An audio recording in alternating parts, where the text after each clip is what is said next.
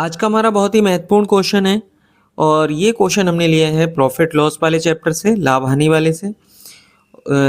इस क्वेश्चन को हम लोग बहुत आसान तरीके से सॉल्व करेंगे।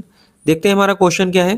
क्वेश्चन है, कोई दुकानदार अपनी वस्तुओं को 2 रुपये में 3 के भाव से खरीदता है, बताइए वह उन्हें किस भाव से बेचे कि उसे 20% लाभ हो। पहला ऑप्शन है 2 रुपये में 5 के भाव से, 3 रुपये में 4 के भाव से, ये दूसरा ऑप्शन है। तीसरा ऑप्शन है 4 रुपये में 5 के भाव से और चौथा है इनमें से कोई नहीं। आओ इसको कैसे हल किया जाता है हम ये सीखते हैं।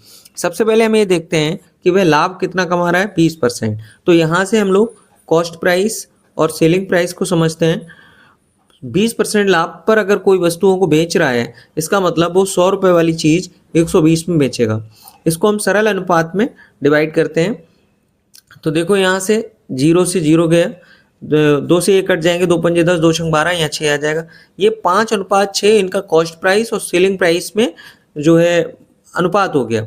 अब इनका संख्या में अगर हम देखें, संख्या में अनुपात कैसे निकालेंगे, उल्टा कर देंगे, 6:5 हो जाएगा। जब भी ये कीमत है, ये क्या है, कीमत। और अब इनसे अगर हमको संख्या का अनुपात चाहिए, अगर कीमत का अनुपात है यानी ये क्रय मूल्य और ये विक्रय मूल्य।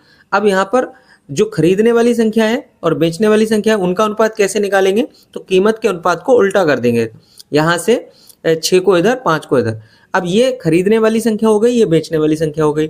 हम लोग क्या कर रहे थे, 2 रुपये में 3 खरीद रहे थे, 2 रुपये में 3 खरीद रहे थे।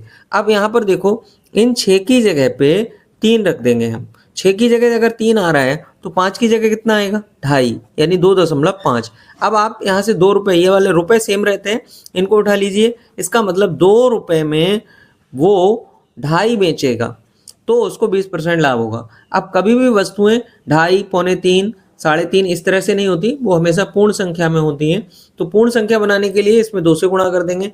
तो यहाँ भी 2 से गुणा करो तो ये आ जाएगा 4 रुपये में, और 2.5 का दुगना करेंगे तो 5। इसका मतलब वो 4 रुपये में 5 के भाव से अगर बेचता है तो उसको 20% लाभ होगा।